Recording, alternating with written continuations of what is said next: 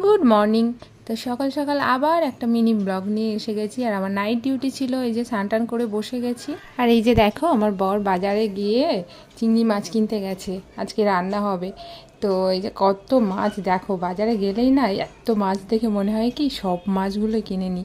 এই যে দেখো চিংড়ি মাছগুলো এনেছে, কি বড় বড় না। আমার তো চিংড়ি মাছ খেতে দারুণ লাগে, তোমাদের কেমন লাগে কমেন্টে জানিও।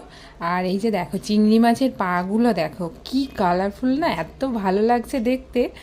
আর আমার ছেলে এই যে সকালবেলা দেখো চাউমিন নিয়ে বসে গেছে খেতে, ও নিজেও একটা একটা করে খাচ্ছে, আর আমাকেও বলছে খাও মাম্মা খাও। এই যে দেখো একটা একটা করে খাচ্ছে, আর এই যে এখানে আমাকে খাইয়ে দিচ্ছে। আমি বলছি যে না হাত দিয়ে খাওয়া, ও না চামচ দিয়েই খাওয়াবে, সেই জন্য চামচটা নিয়ে কাড়াকাড়ি হচ্ছে। তো এই যে দেখো চামচের মধ্যে তো কিছুই উঠলো না, শুধু চামচটাই খেলাম। তো চলো, যদি ভালো লাগে ব্লগটা অবশ্যই লাইক কমেন্ট